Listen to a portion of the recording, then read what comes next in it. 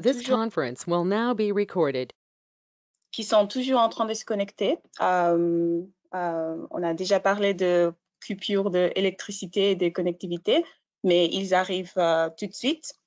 Avant de commencer, est-ce que les gens qui ne parlent pas, s'ils n'ont pas d'intervention, pour commencer, si on peut étendre la vidéo, comme ça on n'a pas beaucoup de problèmes de connectivité. D'accord. Mais bon, merci tout d'abord de votre disponibilité de nous rejoindre. Et avant de passer la parole à les modérateurs, Monsieur Mohamed Touzani, je vais simplement vous dire certains mots en disant que nous avons prévu cette conférence virtuelle pour l'Afrique francophone. C'est vraiment pour donner une plateforme pour partager les expériences que tous les pays sont en train d'avoir avec la situation du Covid-19. On sait déjà qu'il y a de problèmes partout en Europe, Amérique, États-Unis, aussi l'Asie. Et pour nous, il y a des problèmes spécifiques en Afrique que c'est important peut-être de discuter entre nous, les organisations patronales. À niveau de cette pandémie, on sait qu'il y a déjà beaucoup de pays qui ont vécu certaines crises. On sait la crise de l'Ebola, la crise de certains conflits, crise structurelle, mais aussi les principaux risques en face du Covid-19. C'est vraiment peut-être la situation pas vraiment solide du système de santé et aussi la plupart très importante de la population qui se trouve dans des conditions de travail très précaires et informelles. Et Monsieur Tuzani va vous donner un peu d'explications sur cette situation-là. Et après, on a 5 panélistes qui vont expliquer la situation dans leur pays. Et chaque personne peut intervenir et nous expliquer la situation dans leur pays. Et nous pouvons avoir un partage après toutes les présentations. Mais Monsieur Tuzani, si vous avez déjà la disponibilité, merci de commencer votre réunion. Bonjour Anita. Bonjour. Bonjour Roberto. Bonjour à tous les confrères qui sont avec nous en ligne. Je vais essayer de commencer cette modération en attendant que l'ensemble de mes panélistes me rejoignent. On attend particulièrement deux personnes. Donc, tout d'abord, je tiens à remercier l'OIE de nous avoir ouvert cette fenêtre sur l'Afrique francophone. Je sais que Roberto, il a fait au nom de l'OIE plusieurs visioconférences, notamment en Europe et en Afrique anglophone. Maintenant, c'est un notre rôle. Le but, c'est de pouvoir, je dirais, il y a 3 temps de cette modération. On voudrait savoir de la bouche de tout un chacun quelle est la situation dans son pays,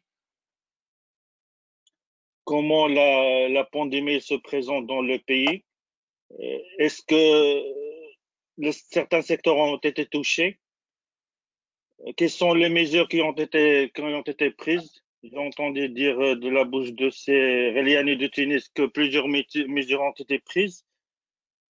Et quelle est la situation, à votre avis, future pour 2020? Comment la situation économique il va se présenter? Donc c'est ça le tempo de cette modération. Je vais essayer de brasser un petit peu la situation mondiale. C'est une pandémie déclarée par l'Organisation mondiale de la santé. Aujourd'hui, il y a à peu près 1 500 000 cas dans le monde et 82 morts. 82 000 morts enregistrés à date d'aujourd'hui. Ce qui est intéressant et ce qui est dangereux dans cette situation, c'est qu'on est devant un ennemi qu'on n'arrive pas à voir, mais lui, ils arrivent à nous retrouver. Ils retrouvent les personnes, ils retrouvent les économies, Il a mis à genoux les systèmes de santé mondiaux les plus reconnus en Europe. Aujourd'hui, tous les pays de G20 ils vont enregistrer une baisse dans leur PIB, peut-être même à 2 chiffres. Le G20 va injecter 5 milliards de dollars dans l'économie mondiale affaiblie par la pandémie. Le Sénat des United States vote le plan de soutien de 2 milliards de dollars. Le monde, je dirais en un mot que le monde économique est en récession. Et que l'Afrique, certainement, ne va pas échapper à cette récession. Donc, qu'est-ce que nous devons faire? C'est vrai qu'aujourd'hui, l'Afrique a beaucoup de chance parce qu'il n'y a pas beaucoup de cas, on n'est pas beaucoup touché, mais je pense que cette chance ne va pas durer longtemps. Et on doit se préparer. Je vais sans plus tarder donner la parole à Roberto Suarez pour faire une introduction à ce panel avant de revenir sur quelques expériences, notamment l'expérience des pays les plus touchés en Afrique francophone, le Maroc, l'Algérie. Et c'est à toi, Roberto. Merci, Mohamed. Je irai très vite. Je pense que c'est un forum à vous. Hein. La seule chose que je vais faire maintenant, parce qu'on a eu beaucoup d'échanges, on est très inquiet pour la situation en Afrique, parce qu'on a vu tout ce que s'est passé en Europe et aussi maintenant, ça vient aux États-Unis.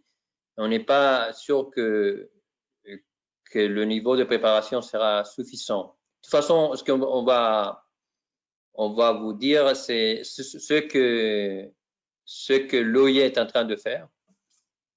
Et pour ça, j'avais quelques slides. Je ne sais pas si Elodie pourrait toi. Oui, elles sont en cours. Pardon? Je les partage maintenant. Non, c'est pas ça. Ah oui, attendez. Oui, d'accord. Alors, je commence. Et tout d'abord, ce qu'on a fait, c'est qu'on a mis une plateforme digitale à l'OIE. Et là-bas, on a mis sur place quelques éléments d'orientation sur des mesures de santé et moyens de subsistance des travailleurs. Et aussi, quelles sont aussi les orientations que les employeurs peuvent prendre du point de vue d'orientation à ces travailleurs. C'est-à-dire qu'il y a un élément santé-sécurité. De l'autre côté, on est en train de travailler sur un élément que je pense que c'est très important pour vous. Quelles sont les mesures économiques qui peuvent marcher, qui ont été prouvées être effectives. Parce que maintenant, on parle beaucoup de helicopter money, c'est-à-dire de cash pour l'économie, de cash urgent pour les entreprises. Mais le problème et le défi que vous savez déjà, c'est que cette liquidité n'arrive pas toujours et de manière optimale aux entreprises. Alors, en tenant compte des expériences des différents pays, quelles seront les mesures qui arriveraient les plus vite et qui auront l'effet les plus adéquats? C'est ce qu'on appelle economic advocacy. On est en train de travailler aussi sur le rôle des employeurs et le rôle des décideurs politiques, c'est-à-dire quels sont les meilleurs lobbies que vous, comme organisation des employeurs, peuvent mettre sur place pour anticiper les mesures économiques et les mesures d'emploi. Et comme j'ai déjà dit, vous trouverez ça dans les plateformes numériques dédiées à ces sujets-là, mais on est en train aussi de dédier des conférences numériques spécifiques. Et si on peut aller à la page suivante, Elodie, les slides suivants, vous verrez qu'on a eu une conférence numérique générale dont on a eu un échange assez large, mais après, on a dédié quelques temps à discuter le télétravail. Et aujourd'hui, je pense que c'est aujourd'hui, on a produit aussi une orientation sur des politiques de télétravail au niveau des organisations et des entreprises qui peuvent être très utiles pour vous. On a aussi, comme je dis déjà avant, on a aussi eu quelques éléments d'orientation sur la défense des intérêts économiques et la garantie de continuité des activités. On est en train de travailler sur ces domaines-là, sur la base d'un échange assez riche avec l'OCDE, avec l'OIT, avec aussi quelques autres partenaires des services des études économiques. On a déjà pas seulement des contacts, on a déjà un partenariat, une sorte de partenariat avec la OMS. Et en fait, on a eu un échange sur comment le secteur privé peut collaborer avec les systèmes de santé publics. Et ça, c'est maintenant très urgent du point de vue de mobilisation des ressources. Alors, on est dans une plateforme pour le secteur privé de l'OMS. On est en train aussi de mobiliser nos membres dans le but aussi qu'ils mobilisent dans la mesure où possible des ressources pour renforcer le système sanitaire. Bien sûr, notre spécialité a beaucoup à voir avec l'emploi et c'est pour ça qu'on a mis sur place un échange qui décrit les différentes mesures urgentes, cela dit, réduction du temps de travail, système de suspension de contrat de travail, système de permis spécial, aussi tout ce qui a à voir avec le système de licenciement aussi, qui peuvent être utiles dans ces circonstances-là. Alors, il y a toute une série de mesures, parmi lesquelles quelques-uns avec un côté innovateur qui peuvent vous être utiles. On est en train de travailler aussi sur des orientations spécifiques. Tous ces échanges, d'ailleurs, sont déjà enregistrés et mis à votre disposition sur notre page web. Et on va organiser aujourd'hui, dans quelques heures, une autre échange qui va discuter tout ce qui a à voir avec le commerce mondial et les chaînes d'approvisionnement et l'emploi, c'est-à-dire les effets que ça maintenant est en train de déclencher dans tout ce qui a à voir avec la globalisation et le commerce. La situation dans beaucoup de pays de l'Asie, c'est critique et c'est très faible parce que les entreprises ne peuvent pas faire face au paiement de salaire, mais même les grandes entreprises globales multinationales ne peuvent pas faire face aux engagements qu'ils avaient avec ces entreprises du point de vue commercial. Alors, il y a tout un défi et on a un représentant de l'Organisation mondiale du commerce qui va nous joindre aujourd'hui à 14 heures de Genève. Et ça sera intéressant d'avoir votre point de vue aussi. Et bien sûr, comme Anita a déjà dit, on a des échanges régionaux, mais on a pensé que ça serait mieux de le faire dans le cas de l'Afrique de manière séparée pour la francophonie, et pas seulement pour des questions de langue, aussi pour des questions d'affinité. Et bien sûr, on est prêt, et je finirai ici, à vous aider dans n'importe quel moment avec avec plusieurs outils, pas seulement des orientations, mais aussi des politiques de communication d'ensemble. Si vous pensez qu'on peut vous aider aussi avec quelques actions de communication qui peuvent être utiles, on a d'ailleurs fait une communication importante avec les organisations syndicales. Si on va à la suivante page, vous verrez, Elodie, si tu peux passer à la suivante page, on a eu une déclaration conjointe avec le CCI, on a eu aussi un rapprochement avec l'OMS, on a lancé une communication pour la mobilisation des fonds, mais de temps en temps, il peut être utile de faire des communications conjointes avec nos membres au niveau national. Et je m'arrête là. Je ne sais pas si j'ai dépassé les 5 minutes que j'avais. Désolé pour ça. On doit optimiser aussi notre temps sur les échanges numériques. Merci beaucoup pour votre attention. Merci beaucoup, Roberto, pour cette présentation brève mais assez parlante, et ça dénote que l'OIE est en action. Nous tous, nous devons être en action pour saisir la chance que nous avons aujourd'hui. Juste pour rappel, l'Afrique aujourd'hui compte à peu près 10 200 cas, donc dont la moitié des cas est en Afrique francophone. On peut parler d'à peu près 5600 cas. on n'est pas très touché, mais on ne doit pas commettre l'erreur qu'a commis certains pays et qui sont en train de souffrir malgré leurs moyens et malgré la maturité de leur système et la puissance de leur infrastructure. Donc, je vais vous parler un petit peu du cas du Maroc qui, pour moi, illustre le cas d'un pays qui a été touché graduellement, mais qui a pris des mesures assez rapides, assez drastiques. Au Maroc, aujourd'hui, il y a 1200 cas qui se sont enregistrés dans à peu près 4 semaines. Il y a eu 86 morts. Le Maroc est en confinement après la déclaration de l'état d'urgence depuis le 20 mars 2020. Donc, il y a à peu près 20 jours. Comme vous savez, ce qui est dangereux avec le coronavirus, c'est qu'il paralyse l'économie.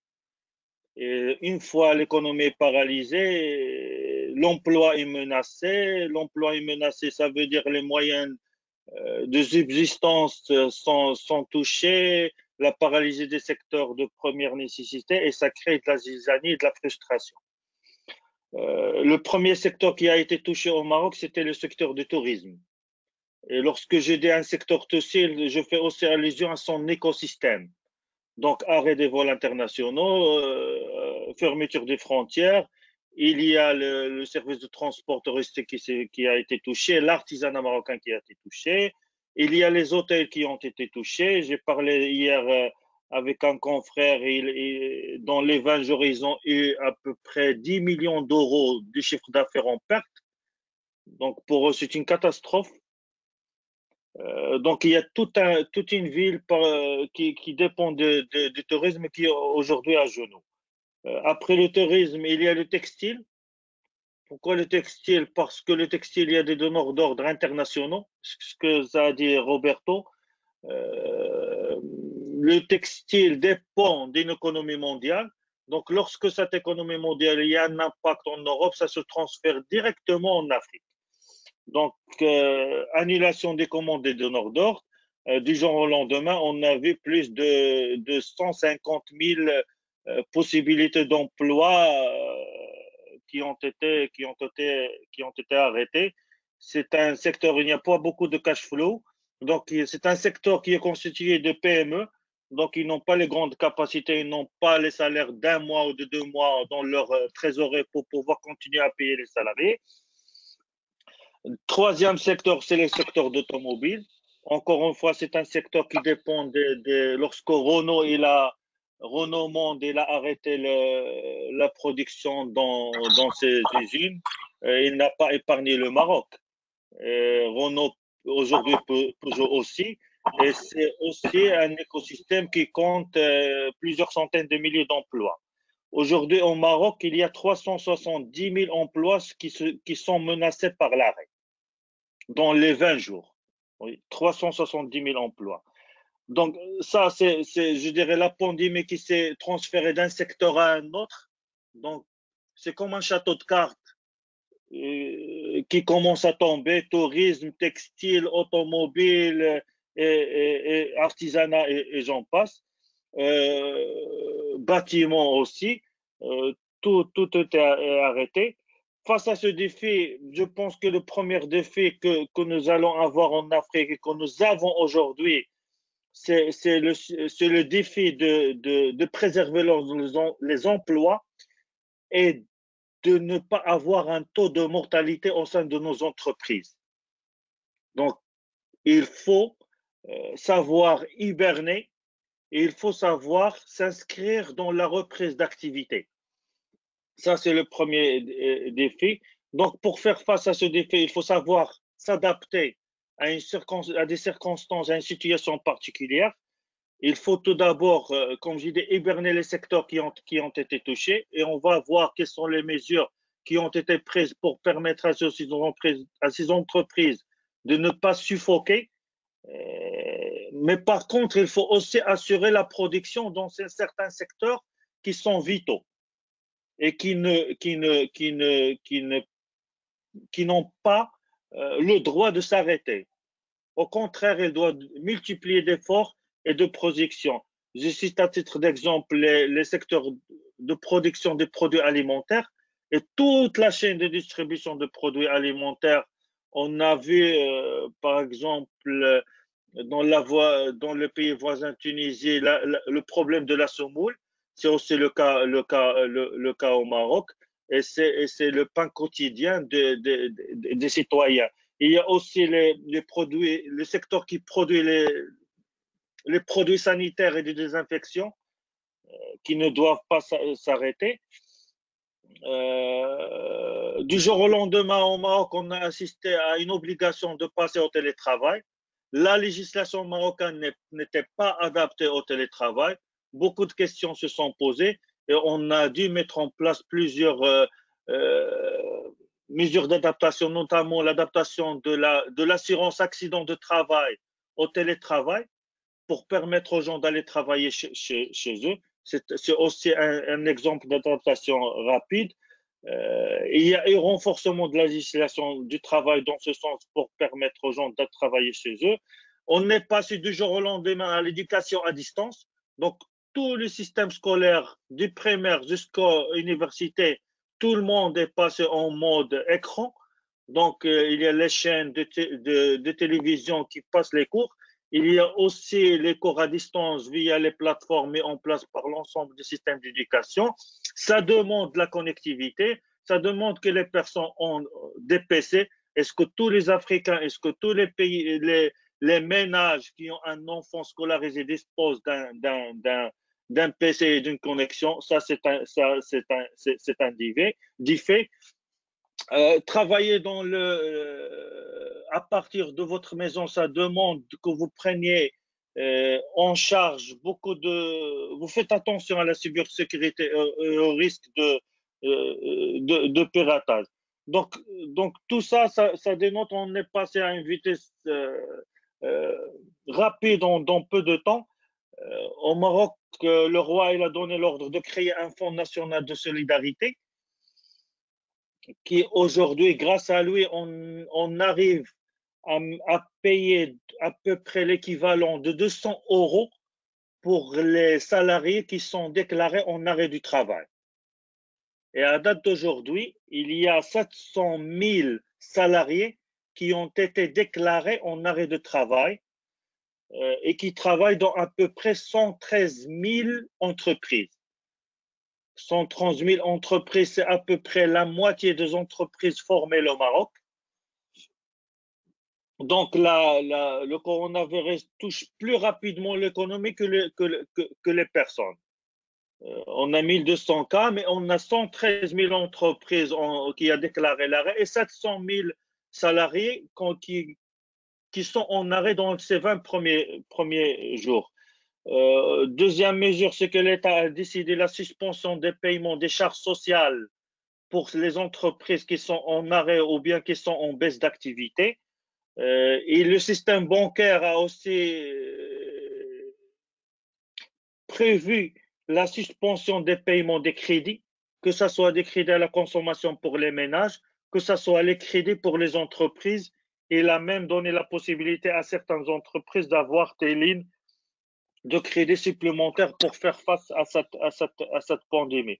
Donc, ça, je parle uniquement du secteur formel, mais la situation elle est un peu plus contraignante lorsque je parle du secteur informel. Eux, les salariés ne sont pas déclarés à la CNSS, qu'on ne les connaît pas, qu'ils ne sont pas dans un système et que l'État arrive difficilement à les identifier, à leur donner des aides. Donc, 20 jours, pour résumer, 20 jours, 1200 cas, 700 000 personnes en arrêt, risque de 370 000 pertes de postes d'emploi, 113 000 entreprises qui sont à l'arrêt. Et c'est vraiment un état typique de la densité et de la férocité de ce virus et de cette pandémie.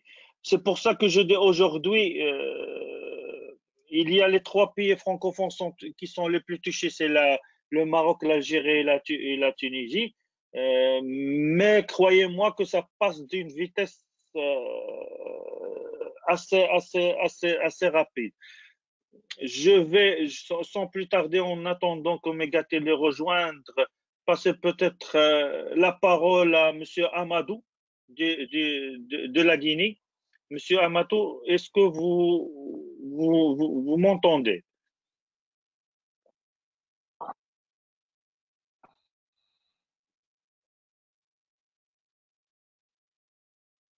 Monsieur Amadou,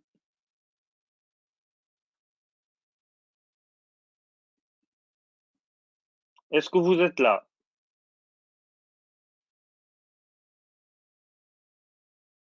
Monsieur Amadou, donc peut-être que je vais, en Il est attendant que connecté. Monsieur Oui, Tuzani, il j'ai est vu qu'il est connecté, connecté. mais il a des problèmes de micro. Peut-être on peut passer à l'intervenant Je vais suivante. passer peut-être au Congo avec Monsieur Jacques Samba. Monsieur Jacques Samba, quelle est la situation au Congo? Est-ce que vous pouvez nous donner un aperçu sur l'état sanitaire, le nombre de personnes contaminées? Quel est l'impact sur l'économie? Est-ce qu'il y a des arrêts d'entreprise? Est-ce qu'il y a des secteurs qui sont plus touchés que d'autres? Oui, j'espère que vous m'entendez. Oui, très très bien. Oui. Bon, disons que nous avons une soixantaine de cas déjà identifiés, parmi lesquels il y a déjà 2 décès et 5 ont pu sortir parce que, bon, on suppose que après vérification, ces 5 personnes sont guéries. Mais pour le moment, les données disponibles ne portent que sur les 2 grandes villes, Brazzaville et Pointe-Noire, et que, bon, du point de vue des tests, on n'en a pas encore suffisamment parce qu'il est certain que si on se met à tester à grande échelle, il est probable que le nombre de personnes infectées, oui, augmente. Bon, du point de vue économique, il faut reconnaître que l'Afrique centrale, dont le Congo fait partie, a cette particularité, notamment pour les pays membres de la CEMAC, les 6 pays membres de la CEMAC. Leur économie est caractérisée par la prédominance du secteur pétrolier.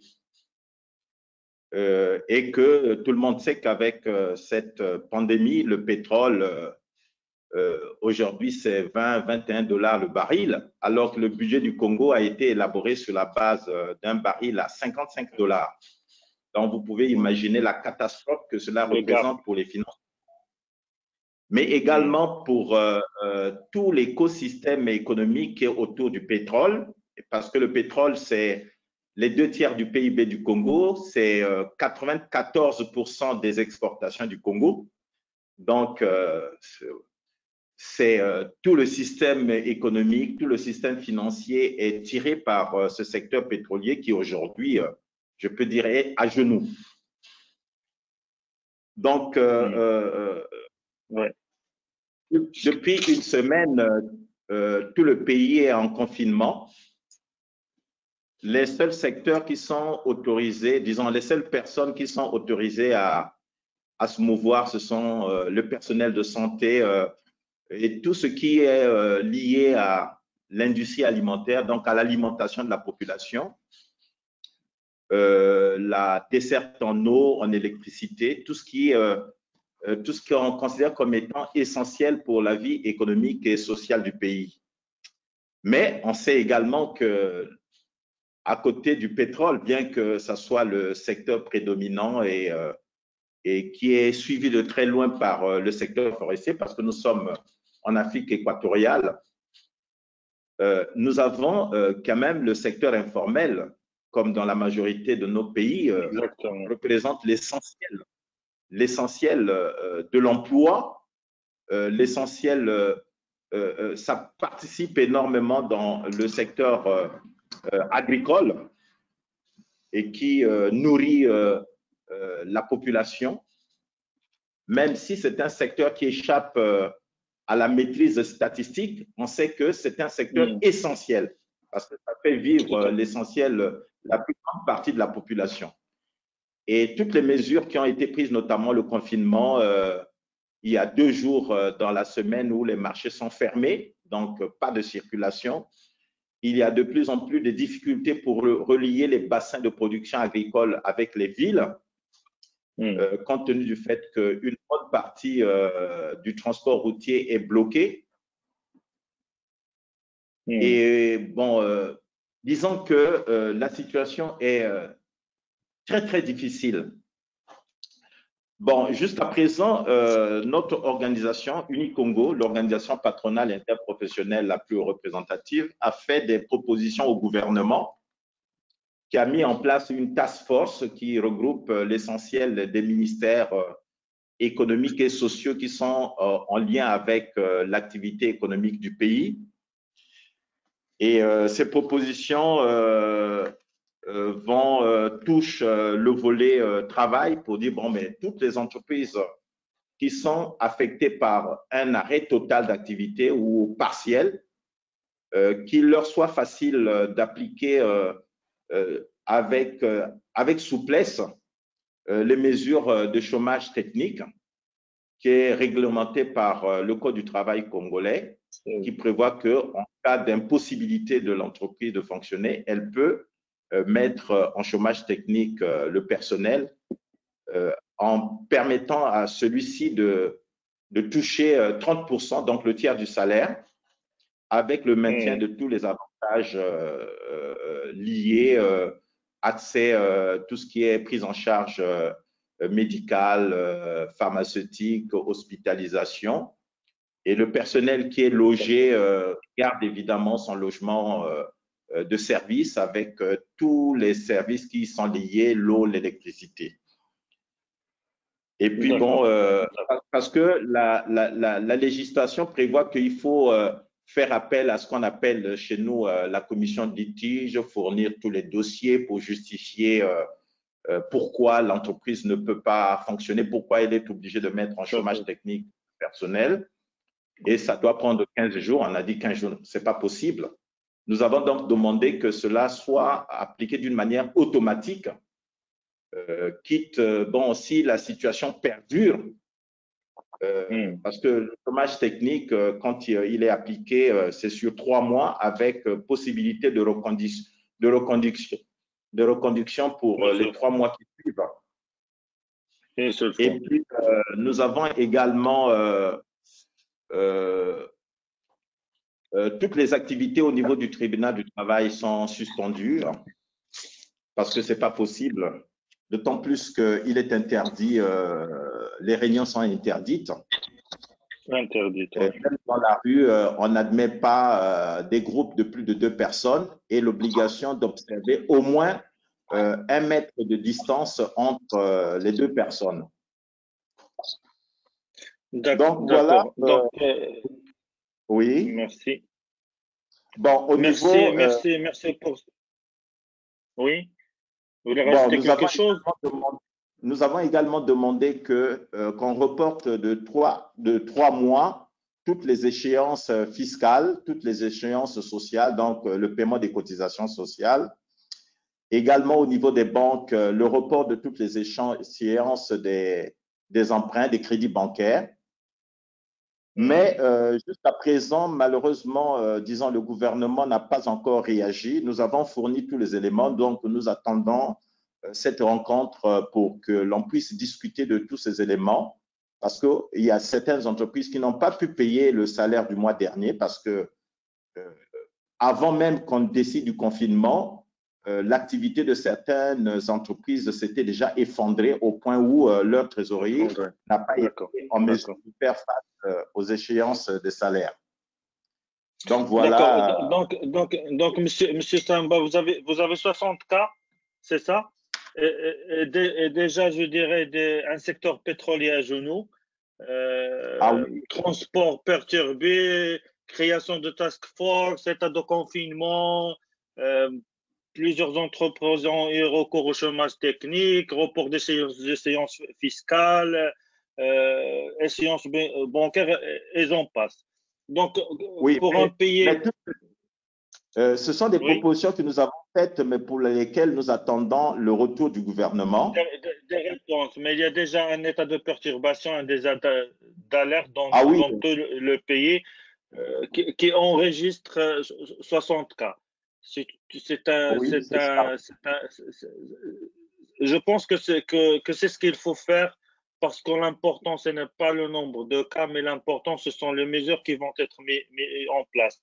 Je vais revenir vers vous juste après.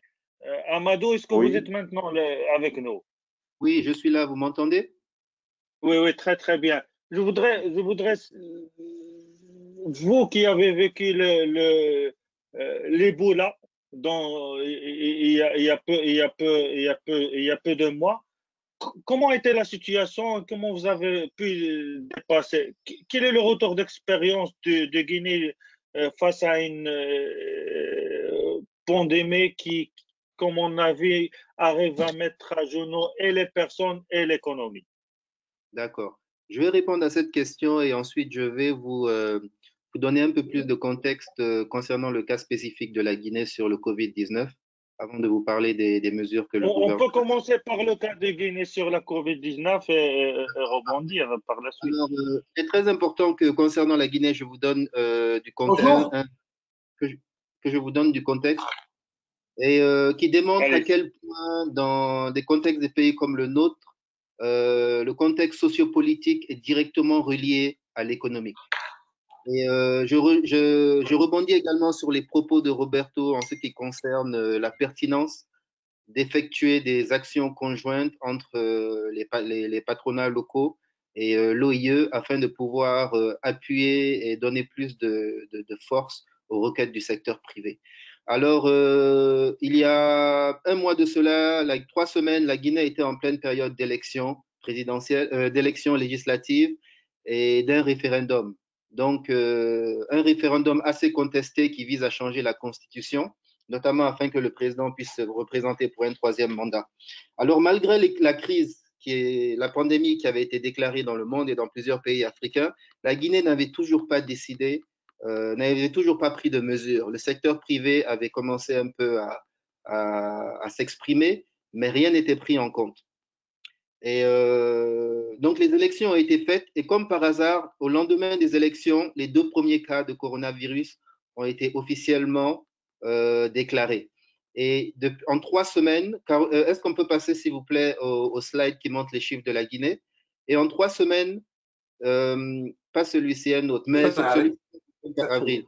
Donc, en 3 semaines, la Guinée est passée de merci. Allô? Donc, en l'espace de 3 semaines, juste après les élections, la Guinée est passée de 2 cas déclarés de 2 cas confirmés à 144 cas confirmés à ce jour. Heureusement, nous avons 0 décès. Il faut savoir que donc, le secteur privé a adressé un courrier directement au gouvernement afin de demander certaines mesures. Et je tiens à préciser également que la Guinée, qui avait 0 cas déclarés, se retrouve aujourd'hui, en date du 5 avril. Est-ce qu'on peut passer au tableau comparatif des pays africains, s'il vous plaît? La Guinée se retrouve aujourd'hui au 16e rang en termes des pays, qui sont le plus contaminés par le Covid-19. Et je ne crains que cela ne cessera de croître. Pour continuer, nous allons maintenant passer aux mesures économiques. Donc, après les élections, donc, le gouvernement a enfin décidé de prendre en compte les différentes mesures qui ont été requises par le secteur privé guinéen. Et donc, ce plan de riposte se divise en trois sections. La première est sanitaire, la deuxième est d'ordre social et la troisième concerne le secteur privé. Alors, vous avez ici face à vous justement les récapitulatifs des mesures prises qui se chiffrent globalement à 3 500 milliards de francs guinéens, ce qui représente à peu près 350 millions d'euros. Alors, en ce qui concerne les mesures de riposte économique et sanitaire, donc il y a un dispositif de surveillance et de prise en charge d'une valeur de 56 millions d'euros a été mis en place, ainsi que le renforcement du système de santé, qui est d'une valeur à peu près équivalente. Parce qu'il faut savoir qu'actuellement en Guinée, comme dans plusieurs pays, le système de santé est incapable de traiter les cas de coronavirus. Il faut savoir que pour toute la Guinée, nous n'avons qu'un seul, je vous dis bien, ça vous paraît très surprenant, mais nous n'avons qu'un seul respirateur artificiel en Guinée en date de cette semaine. Ensuite, pour continuer, en ce qui concerne les mesures d'ordre social, donc un plan d'urgence a été mis en place pour un organisme qui s'appelle l'ANIS, qui est en charge d'apporter des fonds directement aux populations vulnérables, des fonds pécuniaires en argent. Ensuite, la prise en charge des factures d'avril à juin des abonnés au tarif social de l'eau, ça représente à peu près 2,4 millions d'euros. La prise en charge des factures des abonnés au tarif social de l'électricité, là on parle de 45 millions d'euros. Le report d'avril à juin des échéances de paiement des factures d'électricité et d'eau pour l'ensemble des abonnés non commerciaux. Le gel des prix des denrées de première nécessité et des produits de santé pour toute la durée de la crise. Très important, cette action est salvatrice parce qu'on assistait déjà à une flambée des prix, notamment au niveau des gels hydroélectriques et des masques. Pour une population qui est déjà extrêmement pauvre, c'était tout simplement catastrophique. Ensuite, le blocage des loyers sur les bâtiments publics et privés pour la période d'avril à décembre 2020. Et ensuite, la gratuité pour 3 mois des transports publics et quelques autres mesures sociales que je ne vais pas citer pour des contraintes de temps, mais que vous avez face à vous ici et que l'OIE pourra partager avec vous. Je vais demander, s'il vous plaît, à la modératrice de passer à la slide qui montre les mesures sur le secteur privé, ce qui nous concerne directement. Alors, plusieurs mesures ont été prises concernant le secteur privé suite à la requête du CNP Guinée qui s'est associé à plusieurs acteurs du secteur privé. Je tiens également à préciser le fort leadership du CNP Guinée concernant la riposte la riposte contre le coronavirus. Et le secteur qui a été le plus touché, comme dans plusieurs pays, est bien évidemment le secteur du tourisme, le secteur hôtelier et le secteur de l'artisanat. Là encore, il y a plusieurs mesures, je ne vais pas toutes vous les lire, mais je vais vous en lire quelques-unes, notamment le report des charges fiscales et sociales pour le secteur du tourisme et de l'hôtellerie, le report des contributions de sécurité sociale acquittées par le secteur du tourisme et de l'hôtellerie, le paiement progressif des arriérés de l'État au secteur du tourisme et de l'hôtellerie, ça représente à peu près 2 millions d'euros. Et plusieurs autres mesures, pour sortir des mesures du secteur du tourisme et de l'hôtellerie, pour parler d'autres mesures qui sont plus générales et qui touchent l'ensemble du secteur privé, vous verrez qu'il y a par exemple la réduction à 2 semaines des délais de remboursement des crédits de TVA, la suspension de la facturation des pénalités des surestaires portières, l'annulation des pénalités de retard dans les cadres de l'exécution des marchés et commandes publiques avec l'État et ses démembrements. Donc, comme je le disais, suite à un très fort lobbying du secteur privé guinéen, l'État a décidé de prendre plusieurs mesures. Nous estimons par contre que ces mesures auraient pu être faites beaucoup plus tôt, et je me répète, malheureusement, dû au contexte sociopolitique, l'État guinéen a temporisé afin que les élections et que les référendums contestés puissent avoir lieu. Et je suis persuadé que avec une action conjointe en amont de l'OIE, même durant les élections, le Conseil national du patronat guinéen aurait pu accélérer la mise en place de ces procédures parce que dans les temps où nous sommes, chaque jour, malheureusement, chaque jour compte. Et je vais terminer sur la manière dont tout cela sera financé. Est-ce que vous pouvez passer, s'il vous plaît, si vous l'avez, la modératrice, à la présentation sur le financement? Voilà. Donc, dans ces mesures, il y a aussi donc, la mise en place d'un fonds de riposte contre le Covid-19 et il sera financé donc, par une ponction sur le prix du pétrole à la pompe, un report du service de la dette extérieure, la mobilisation d'une partie des dépenses communes, un fonds du FMI qui est le Catastrophe Containment and Relief Trust and Emergency Financing, le package du Covid-19 de la Banque mondiale, le plan d'urgence de l'ANIS, qui est un organisme, comme je vous disais plus tôt, qui vise les couches très vulnérables, le gouvernement des Émirats arabes unis, on parle de 15 millions de dollars, la Banque islamique de développement ainsi que la BADE et la Banque africaine de développement. Donc, voici les mesures qui ont été mises en place afin d'aider le secteur privé guinéen, qui est actuellement dans une situation économique, je ne vous le cache pas, fragile, à cause notamment du contexte sociopolitique et de Covid-19 qui vient se rajouter à cela. J'aimerais terminer sur le fait que le CNP Guinée a tenu à inscrire sa requête dans la longue durée.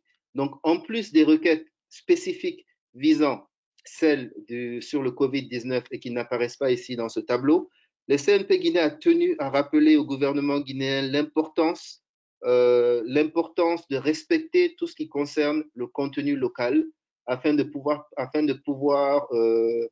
pérenniser les entreprises guinéennes qui connaissent déjà d'énormes difficultés, notamment en termes de compétitivité. Merci beaucoup. Merci Amadou pour ce tour d'horizon, cette visite au Guinée dans des situations qui est particulière, à laquelle s'ajoute un contexte socio-politique assez particulier. Megatelli, je pense que vous êtes là. Je vous ai vu connecté. Quelle est la situation en Algérie? Je pense que l'Algérie est un des pays les plus touchés en Afrique francophone. Quelle est la situation? Vous êtes aussi un pays pétrolier qui a eu l'impact de baisse du taux du baril sur l'économie algérienne, et quelles sont les mesures que l'Algérie est en train de prendre? De prendre quoi? Quelles mesures l'Algérie est en train de prendre? Ah, les mesures à prendre.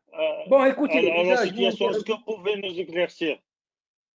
Non, je vais vous donner un petit aperçu de la pandémie ici en Algérie. Bon, jusqu'à hier à 17h, nous avons atteint les 1300 cas, plutôt 13 000 cas, 1300 cas. Nous avons plus de 100 et quelques morts. Nous avons pris en charge pratiquement le point de vue de cette crise sanitaire. C'est vrai que ça a touché un petit peu tout le monde, mais nous sommes préoccupés beaucoup plus, nous, en tant que secteur économique, beaucoup plus de la crise sanitaire.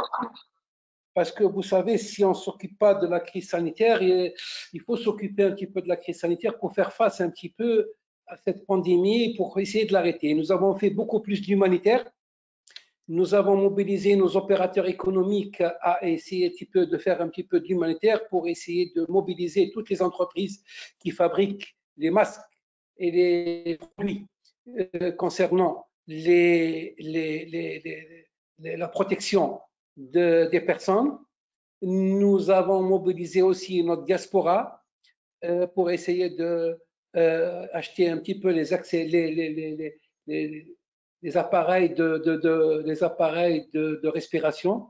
Bon, maintenant, les choses commencent un petit peu à être mises en place. Concernant le secteur économique, effectivement, nous sommes très touchés. Nous sommes très touchés par cette pandémie. Nous avons des pans de l'activité économique qui est très touchée. Nous avons surtout dans le secteur du bâtiment, les travailleurs n'ont pas les moyens de transport, parce que nous avons un confinement un petit peu assez sévère, c'est-à-dire qui est devenu de plus en plus sévère, c'est-à-dire qu'il y a un couvre-feu qui vient de 7 h du matin jusqu'à 15 h de l'après-midi, pratiquement une demi-journée. Et voilà un petit peu la situation. Effectivement, les prix du pétrole ont sensiblement baissé, mais comme vous le savez, il y avait un matelas de réserve de change de plus de 70 milliards de dollars qui sert un petit peu à faire, disons, un petit peu un parachoc de la crise économique. Jusqu'à quand nous allons tenir la crise économique, on ne sait pas. Les mesures qu'a pris le gouvernement envers le secteur économique, c'est-à-dire de un petit peu mettre un stand-by sur les paiements des taxes, les paiements des impôts, ils ont tous à différer à une date ultérieure. Ils ont enlevé les agios, certaines entreprises, et ils ont commencé, par exemple, à enlever les pénalités de retard. Tout ça est venu un petit peu, à faire ça. Mais on attend encore davantage, de propositions de la part du gouvernement, parce que nous avons fait des propositions et nous allons encore en faire. Voilà ce que je peux vous dire dans ma première intervention. D'accord, merci Megatélé pour cette présentation de la situation en Algérie. Le Mali, Monsieur Modibo Tolo, est-ce que vous m'entendez?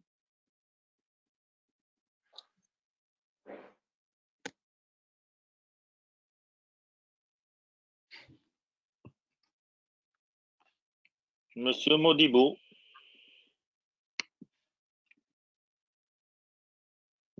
Je vois que votre micro il est en vert. Mais je n'arrive pas à entendre. Moi je vous entends bien. Voilà, très bien. Quelle est la situation au Mali? Comment ça se passe chez vous, surtout avec cette situation de conflit que le Mali est en train de vivre? Est-ce que vous pouvez nous rapprocher plus de la situation? Oui, la situation du Mali est un peu plus compliquée. Parce que au Mali, comme beaucoup d'entre vous le savent déjà, nous traversons une crise sécuritaire depuis 2012.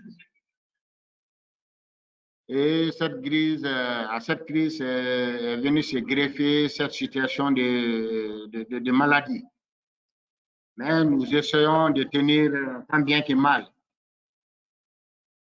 Et par rapport à la situation sanitaire, à la date d'aujourd'hui, nous avons au Mali 56 cas confirmés. Parmi les cas confirmés, il y a eu 12 guérisons, 12 malades qui sont guéris et 6 cas de décès, malheureusement. Et pour ce qui est des secteurs touchés, nous avons les secteurs du tourisme, de l'hôtellerie, des transports, et comme vous le savez, il y a beaucoup d'informalité, le secteur est informel, ce qui pose énormément de problèmes parce qu'on ne parvient pas à bien encadrer ces secteurs informels. Et la situation, c'est surtout au niveau des précautions que nous devons prendre. Au niveau des entreprises, il y a eu beaucoup de sensibilisation pour que les mesures sanitaires, les précautions puissent être prises par les entreprises, donc pour protéger non seulement les travailleurs, et pour protéger les clients de ces entreprises. Le Conseil national du patronat du Mali a eu, il y a 2 semaines, une rencontre avec le ministre de la Santé et des Affaires sociales par rapport à la situation sanitaire. Donc, nous avons tenu une réunion au sein du patronat malien où nous avons beaucoup échangé sur les mesures que les entreprises doivent prendre, surtout les grosses entreprises qui emploient beaucoup d'employés. Et au niveau de ces entreprises, il y a eu des dispositions qui ont été prises par les chefs d'entreprise, notamment en réduisant le personnel par des mesures. Donc, il y a des systèmes de rotation qui ont été mis en application dans certaines entreprises. Donc, des salariés qui travaillent pendant une semaine, après un autre groupe vient la semaine prochaine. Et dans certaines entreprises ou surtout les sociétés de téléphonie, les entreprises bien connectées, donc le télétravail a été développé pour certaines catégories. Et dans d'autres cas, nous avons connu des mises en chômage technique. Des mises en chômage technique qui ont été appliquées dans beaucoup d'entreprises.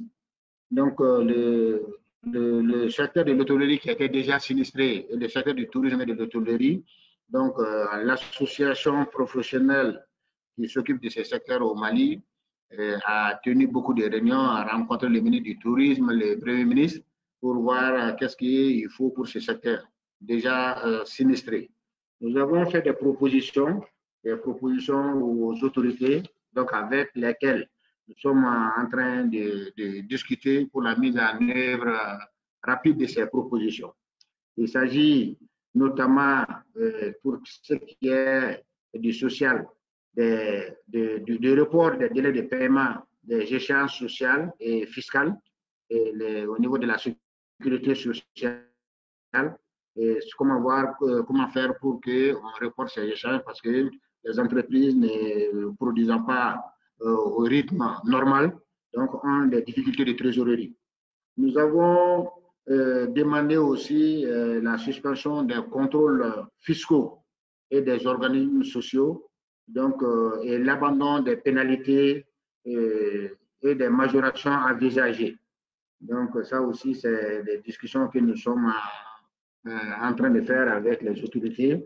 Nous avons saisi dans ce cadre-là le ministre du Travail pour voir le chômage technique.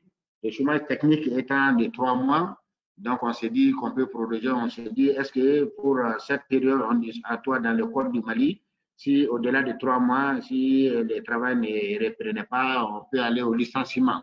Pour ne pas aller au licenciement, on a fait une proposition tendant à prolonger le délai du chômage technique au lieu de 3 mois pendant la période, parce qu'on ne sait pas quand est-ce que le Covid-19 va prendre fin. Donc, est-ce qu'il n'est pas possible d'envisager une prolongation du délai du chômage technique?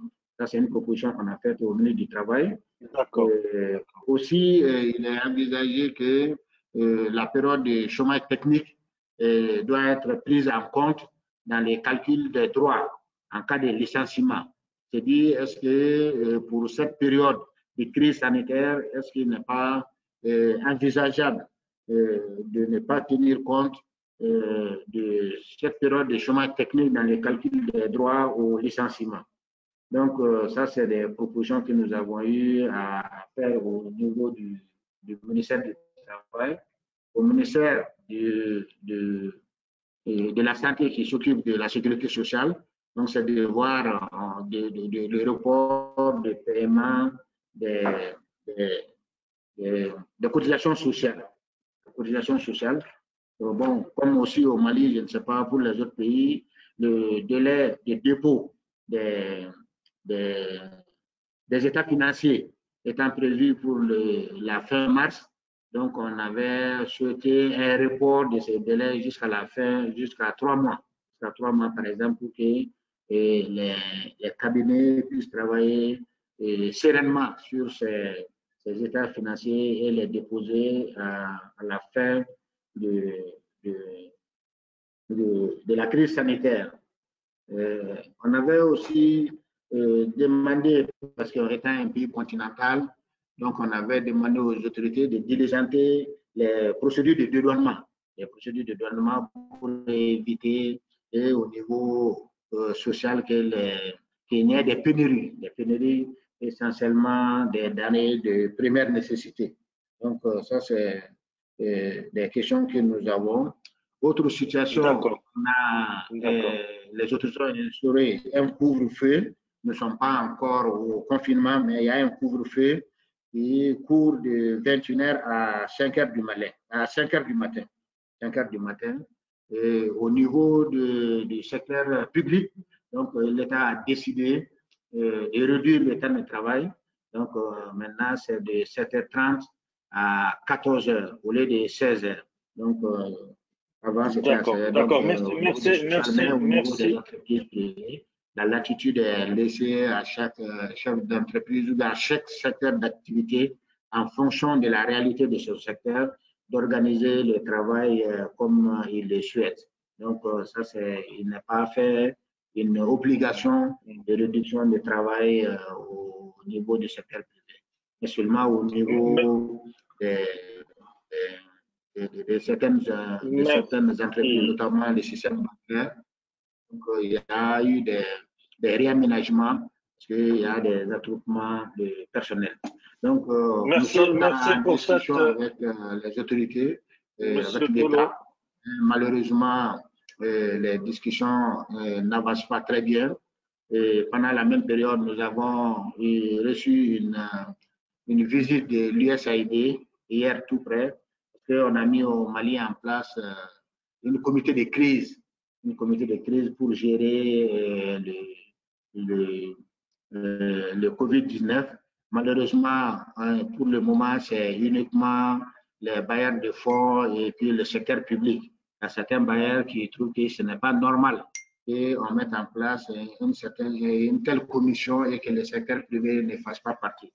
Demain, nous avons une rencontre avec les syndicats de travailleurs et l'USAID par rapport à cette question et voir éventuellement comment est-ce que le secteur privé puisse être là dans les discussions pour l'utilisation des fonds mobilisés pour que ça ne reste pas seulement au niveau des secteurs publics. Parce que les bailleurs de fonds souhaiteraient, les partenaires au développement souhaiteraient que le secteur privé soit là et ait un regard par rapport à la gestion de ces ressources. Donc, demain, nous avons une rencontre avec l'USAID et les syndicats des travailleurs.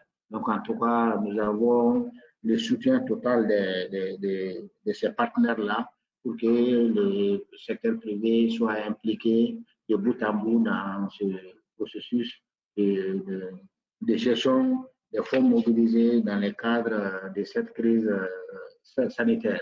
Donc, ça, c'est des dispositions que nous avons. L'État, ça traîne un peu. On pense qu'au niveau de ce comité, quand il va être opérationnel, quand on sera là, donc on va faire en sorte qu'on booste un peu. Bon, on ne peut pas aller au confinement, comme vous le savez, dans des pays comme les nôtres, où il y a un fort pourcentage d'informalité. On ne peut pas confiner. Mais il faut que les dispositions soient prises parce que les gens vivent du jour au jour et tous les jours, les gens sortent pour chercher le quotidien. Donc, si on demandait de confiner, ça devient compliqué. Au niveau des transports, où il y a la crise aussi, les autorités ne parviennent pas à réduire les charges. Donc, on demande aux transporteurs de réduire le nombre de passagers dans les véhicules, mais malheureusement, les coûts fixes restent les mêmes. Ça pose des soucis à nos membres transporteurs qui ne parviennent pas à appliquer correctement ces mesures. Donc, nous pensons aussi que les expériences comme nous sommes en train, que les autres pays sont en train de vivre, vont nous servir, nous, en temps opportun pour protéger la population. Pourquoi on travaille beaucoup sur les mesures sanitaires et pour prévenir surtout, parce que quand la maladie va s'installer dans nos pays, on n'a pas les mêmes dispositifs sanitaires, les mêmes équipements que les pays développés, et ça peut faire des ravages. Donc, c'est pourquoi on s'appuie beaucoup sur la prévention avant que la maladie ne s'installe. Donc, voilà, de façon à ramasser la situation au Mali. Merci beaucoup. Merci beaucoup. Avec les syndicats de travailleurs et puis le gouvernement. Je vous remercie.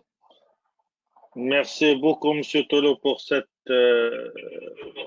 exposition de l'État au Mali qui ressemble plus à ce qui se passe généralement en Afrique lorsqu'on a une économie où l'informel est au présent, où les gens doivent sortir chaque jour pour chercher de quoi manger, où il y a une tension conflictuelle en plus. Stéphane, est-ce que vous êtes là?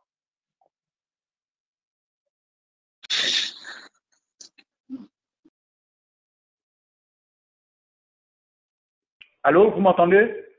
Oui, je vous entends. Donc, vous êtes là. Je voudrais, à l'instar des autres pays, voir comment la situation se présente en Côte d'Ivoire. Vous êtes un des pays francophones, africains francophones les plus touchés. Comment ça se présente? Que vous avez combien de nombre de cas? Quel est l'impact sur votre économie? Et comment, peut-être, une dernière question, comment vous voyez l'avenir?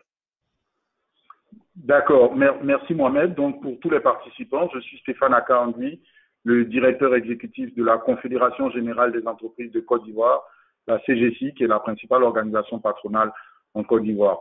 Alors, en Côte d'Ivoire, nous avons aujourd'hui, en tout cas hier, le bilan, c'était 349 cas, 41 guéris et 3 décès, malheureusement. Donc, le gouvernement a pris, dès le 16 mars, les premières mesures sanitaires, fermeture de frontières, fermeture de certains établissements, et puis les gestes bannières, qu'il a renforcé le 23 mars par d'autres mesures du style couvre-feu et puis confinement progressif en fonction de l'évolution de la maladie. Depuis l'annonce de ce confinement progressif, la ville d'Abidjan est aujourd'hui confinée, ce qui entraîne des difficultés pour sortir d'Abidjan. L'idée étant que Abidjan a le plus de cas, l'idée étant d'éviter que les cas se propagent dans le reste du pays. Sur le plan économique, le gouvernement a révisé à la baisse ses taux de croissance. Vous savez que depuis une dizaine d'années, la Côte d'Ivoire avait des taux de croissance supérieurs à 8%. Donc là, on était parti on part d'un taux de 7,8 à réduit de moitié, 3,5%. En ce qui concerne les mesures, le secteur privé a fait des propositions et les premières mesures, j'allais dire socio-économiques, ont été annoncées le 31 mars par le Premier ministre. Il y a une dizaine de mesures directes de soutien aux entreprises, avec notamment la suspension des contrôles fiscaux, douaniers, ainsi de suite, le report d'un certain nombre d'échéances, paiement des impôts de 3 mois, la baisse ou l'exonération de certains droits de douane, la baisse des pénalités, et puis aussi les questions d'accélération, comme un autre pays l'a dit, de crédit de remboursement du crédit de TVA et le paiement des arriérés de dettes.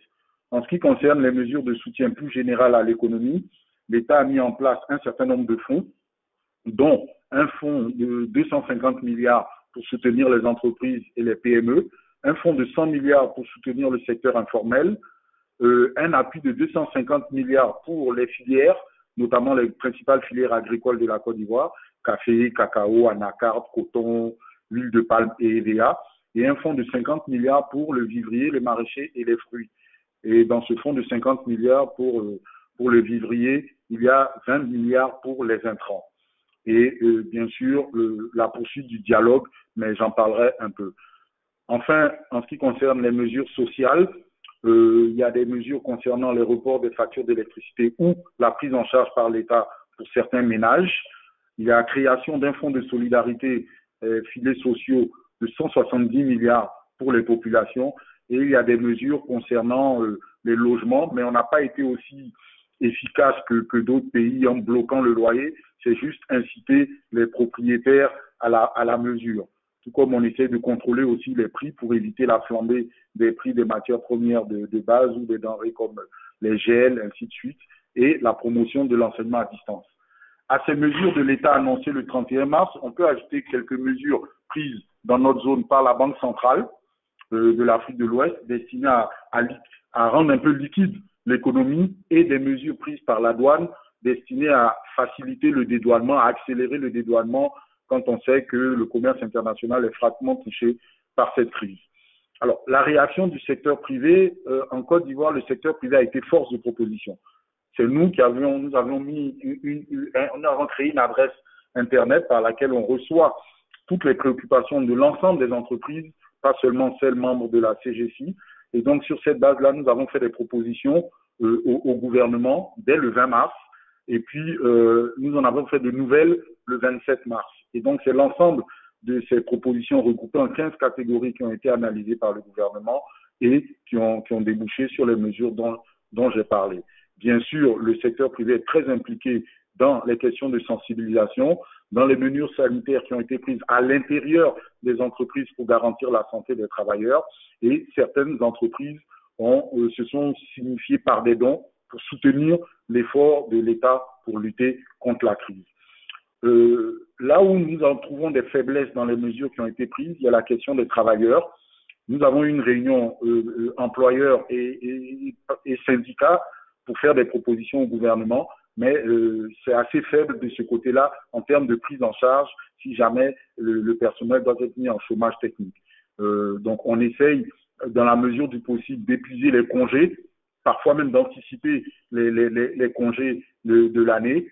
puis encourager le télétravail avant d'arriver au chômage technique. La législation nous autorise 2 mois de chômage technique sans salaire, et donc on discute pour voir si l'État ne peut pas un peu venir en appui de ces chômeurs techniques-là. Les mises en œuvre lorsque l'État prend des décisions, notamment sanitaires, comme le couvre-feu ou le confinement d'Abidjan, ça entraîne des restrictions de circulation qui génèrent beaucoup de difficultés supplémentaires pour les entreprises, ce qui fait que l'on insiste beaucoup avec l'État pour mettre en place des comités paritaires. Donc, on en a 3. On en a un au plus haut niveau avec les ministres. Nous nous sommes réunis hier pour analyser justement les modalités des mesures annoncées par le Premier ministre. On va mettre en place un suivi beaucoup plus opérationnel, mais pas seulement électronique. On veut comme une espèce de PC crise au sein des ministères avec toute l'administration impliquée, et elles vont répondre aux préoccupations du secteur privé. Et on a mis en place une petite cellule pour analyser l'impact de la crise. Donc, et c'est là que je voudrais peut-être terminer en disant que c'est peut-être un peu tôt chez nous pour évaluer concrètement l'impact de la crise. Je peux pas être aussi précis que l'a été que toi-même tu l'as été pour le Maroc ou bien d'autres collègues. On retrouve les mêmes, je veux dire, la situation de la Côte d'Ivoire n'est pas différente des autres. Les secteurs qui ont fermé, ce sont les secteurs liés au tourisme, la restauration, les loisirs et puis les activités événementielles, vu que c'est interdit de se réunir et que les frontières sont fermées, plus aucun événement. Vous avez vu normalement en Côte d'Ivoire, on devait organiser le CEO Forum. Donc toutes ces annulations-là ont mis très à mal le secteur de l'événementiel lié à la communication. Ensuite, ceux qui sont touchés, c'est ceux qui ne vendent plus à l'extérieur ou qui importent difficilement. Donc, en ce qui concerne chez nous, il y a par exemple les filières comme l'anacarde, alors qu'on va commencer la campagne. Il y a la filière EVA, et puis voilà. Et puis, il y a ceux qui ont ces difficultés sur le marché national. Là, on rencontre beaucoup les entreprises de services BTP, éducation, les écoles sont fermées, le transport, et puis bien sûr le secteur informel qui, en Côte d'Ivoire, représente 30 à 40% de l'économie, mais en termes de travail, de travailleurs, représente plus de 90% des travailleurs. Donc voilà un peu ce que je voulais dire. Sur le plan sanitaire, on est conscient que l'infrastructure sanitaire de la Côte d'Ivoire n'est pas très suffisante. C'est vrai qu'on est mieux loti que notre ami de Guinée qui dit avoir un seul respirateur. Nous, on en a une centaine. Ceci dit, l'État a pris des dispositions pour faire avancer des centres de santé, de construire des centres de santé mobiles, une dizaine dans la ville d'Abidjan et une dizaine dans des villes de l'intérieur du pays. Est-ce que ça va suffire? Nous l'espérons bien. Et les rumeurs qui circulent sur les réseaux sociaux tendant à dire qu'on fait des Africains des cobayes en termes de vaccins n'aident pas, parce que ça entraîne des réactions de foule et ça va parfois à l'encontre des mesures que l'État essaye de mettre en construisant des centres de santé ou des centres de confinement plus avancés des populations, parce que pour l'instant, nous en avons un grand, le plus grand, il est à Treichville, à Abidjan, donc c'est important que les infrastructures sanitaires se rapprochent des ménages. Voilà un peu ce que je voulais dire, et puis je suis ouvert à des questions similairement. Merci à tous. Merci beaucoup Stéphane pour cette présentation de la situation en Côte d'Ivoire. Je vais peut-être récapituler la situation d'après ce que je viens d'entendre de vos présentations. Donc, des cas qui s'enregistrent en Afrique un peu plus chaque jour. Il y a à peu près en Afrique francophone 5600 cas. Et on assiste déjà à des secteurs qui sont non, déjà Mohamed, est-ce que je peux te rectifier ton chiffre? Allez-y, Mahfoud. Allez-y. Concernant les cas en Afrique, il y a 9560 cas. Je parle, Mahfoud, de l'Afrique francophone. Il y a à peu près d'accord. en Afrique. Moi j'ai cité l'Afrique francophone parce que Cette session, c'est pour l'Afrique francophone. Et il y a certes à peu près 10 000 cas en Afrique en général et plus que la moitié en Afrique francophone. Voilà, il y a 9560 cas Est-ce que dans ça la te totalité convient? d'Afrique. Voilà. D'accord, d'accord. Donc, avec ce nombre de cas en Afrique générale que représente, je dirais, je me permets la comparaison à peu près le nombre de morts dans un pays qui s'appelle l'Italie. Mais déjà, on assiste à des répercussions assez drastiques. Des secteurs déjà à genoux. J'ai entendu beaucoup dire qu'il y a des mesures pour le chômage technique, des baisses de revenus pour plusieurs centaines de milliers de foyers de ménages, un PIB certes en régression, des capacités des systèmes sanitaires qui vont certainement pas pouvoir servir les gens touchés par cette pandémie. Le gouvernement sont très interpellés et doivent jouer leur rôle. Et le secteur privé c'est en train de faire de la pression à ces États pour qu'ils bougent et mettre en place des mesures, mais ils doivent bouger assez rapidement parce que la pandémie n'est pas très patiente. J'ai entendu dire que le confinement qui reste, selon l'Organisation mondiale de santé, selon l'expérience de Yahoo, un geste barrière très important pour arrêter la propagation de la pandémie. Si on n'arrive pas à faire le confinement pour des raisons économiques, quelle est la solution? Avant de prendre les questions et les interventions qui peuvent aussi se faire via les chats, je vais donner à chacun des panélistes 5 minutes pour qu'ils nous présentent ou nous répondent à certaines questions, mais s'il vous plaît assez brièvement.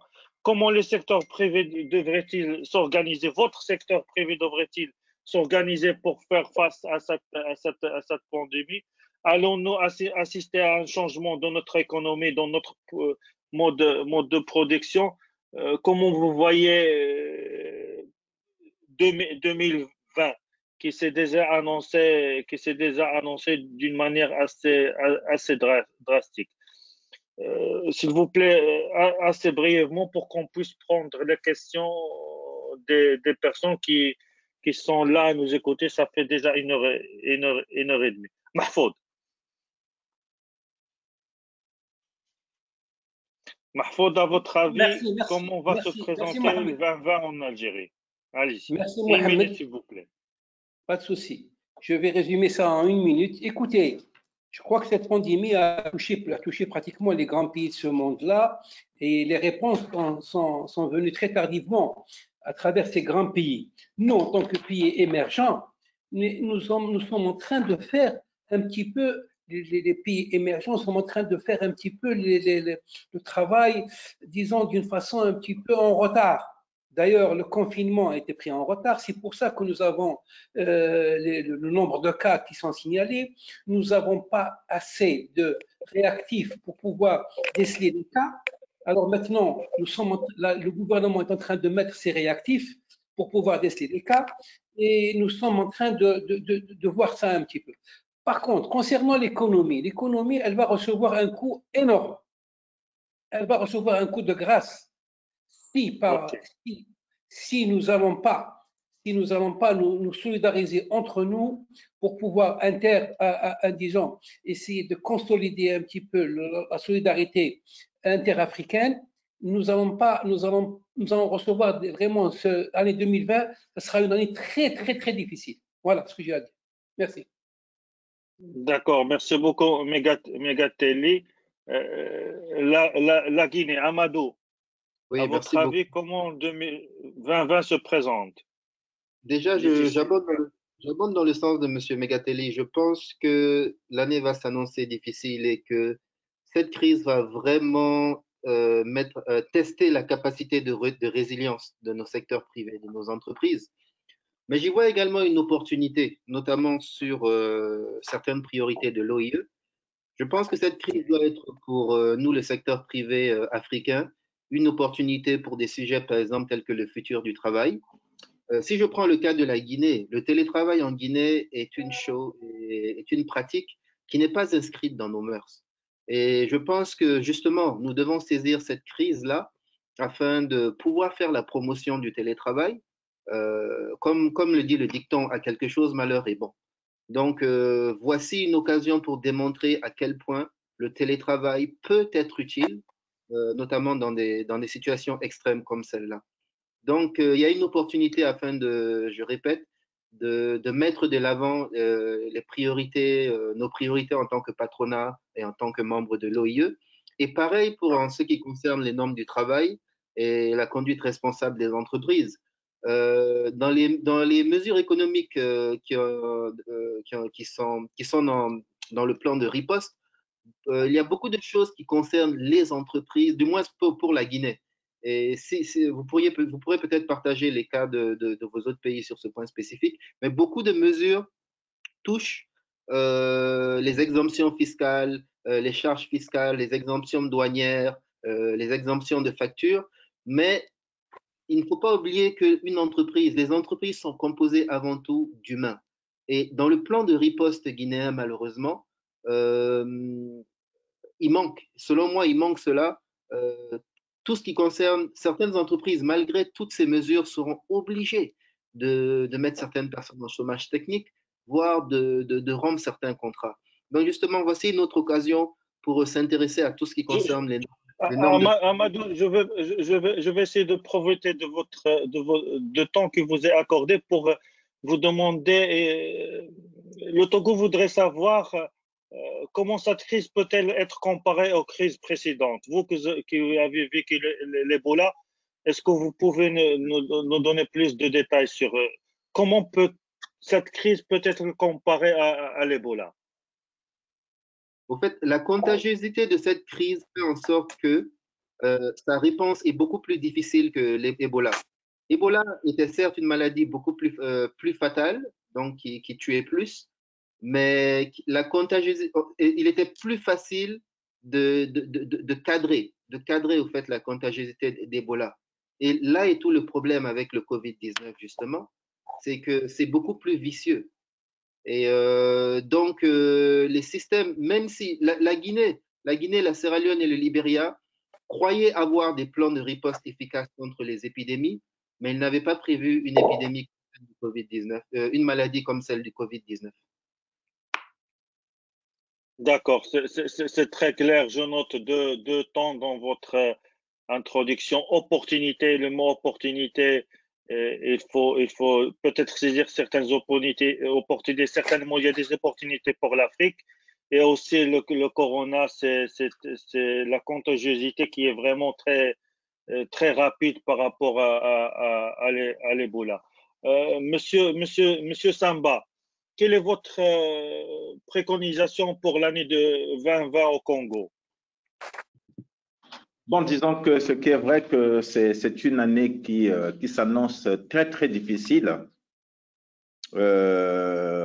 pour l'État, pour le secteur privé, le secteur informel, d'autant plus que la principale ressource de l'État provient aux 2/3 du pétrole, dont on sait qu'aujourd'hui le cours est au plus bas niveau. Pratiquement, nous sommes au cours du début des années 2000. Donc, nous devons faire face à cette pandémie avec moins de ressources, malheureusement. Et la chose la plus importante, c'est aujourd'hui, tout le monde se mobilise, les pouvoirs publics, les entreprises se mobilisent pour faire face à cette pandémie. Mais la chose la plus importante ensuite, ça sera de savoir comment rebondir. Une fois la crise sanitaire endiguée, il faudra rebondir, d'autant plus qu'on va assister à une destruction massive des emplois et à la fermeture de nombreuses entreprises, parce qu'actuellement, par exemple, pratiquement tout le parc hôtelier est en arrêt. du fait que bon, le pays est confiné, on n'a plus de vols internationaux, même des vols intérieurs. Donc, nous allons, beaucoup de l'essentiel des secteurs économiques seront à genoux. Et le grand problème, c'est qu'on mette, il va falloir que nous mettions en place une stratégie dans le cadre du dialogue public-privé pour pouvoir rebondir, d'autant plus que le pays est très lourdement endetté, comme d'ailleurs la majorité des pays pétroliers de notre sous-région. Donc, c'est un challenge très, très difficile qui exige la mobilisation de tous les acteurs, le secteur privé, les syndicats des travailleurs, les pouvoirs publics, parce que le gros du travail qui reste à faire après la lutte, disons, face à la situation sanitaire, c'est comment relancer la machine économique avec tout ce qu'il y aura comme fermeture d'entreprise, destruction d'emplois. Tout à fait, voilà. Je suis tout à fait d'accord avec vous. Et il faut que le secteur privé s'inscrive dans une démarche de reprise dans quelques mois à venir et pas dans une démarche d'arrêt d'activité. Merci beaucoup, Samba. Je voulais juste ajouter que il est évident que le cadre que constitue l'Organisation internationale des employeurs, c'est un cadre propice dans le partage des idées, le partage d'expériences, pour que aucun pays ne pourra redémarrer tout seul si tous ensemble, étant donné que nos pays font partie des organisations communautaires, hein, des organisations économiques régionales. Je vois la CEDEAO, je vois en Afrique centrale la CEMAC, la CEAC, ainsi de suite. Donc, c'est, disons, des stratégies qui devront être conçues d'une manière communautaire pour qu'on puisse rebondir de manière ordonnée, étant donné que nos économies sont interdépendantes d'une manière ou d'une autre. D'accord, voilà. C'est noté, Monsieur Samba. Merci beaucoup. Monsieur Tolo, en une minute, comment vous voyez la situation au Mali dans les mois à venir? Dans les mois à venir, nous pensons que la situation que nous vivons doit servir d'un éveil de conscience en ce sens que les autorités, aussi bien les autorités que nous-mêmes, secteur privé, nous disons que le problème de santé n'est pas seulement une affaire de l'État. Une affaire de l'État parce que nos entreprises ont été sérieusement affectées par cette crise. Donc, il faut qu'on s'implique dorénavant sur ces questions sanitaires parce que dans tous les cas, ça impacte négativement la vie de nos entreprises. Aussi, ça a servi ça va servir, disons, à réfléchir à d'autres façons de travailler, comme les collègues l'ont dit, le télétravail, et qu'on se dise que ce n'est pas toujours indispensable de regrouper tous les travailleurs, tous les salariés au même endroit. Et puis, ça peut aussi être un facteur de délocalisation ou d'utiliser les entreprises de travail, de gestion du personnel de travail temporaire pour que ça puisse, pour que l'entreprise ne soit pas là à tout gérer. Donc, nous pensons qu'au Mali, ça va jouer beaucoup sur la croissance, comme je disais tantôt, vu la situation sécuritaire que nous connaissons déjà. Donc, nous pensons que ça va beaucoup jouer sur la croissance et à la sortie, nous espérons avec les mesures qui vont être prises avec les partenaires de développement vont servir à partir sur de nouvelles bases. Merci. Merci beaucoup, M. Tolo. Stéphane, le Côte d'Ivoire, il a entrepris beaucoup de mesures. Le secteur privé est très actif, plein de réunions qui se passent. Vous rapprochez, vous êtes en concertation avec le gouvernement chaque jour. À votre avis, dans quel sens l'économie ivoirienne va prendre en cette année 2020?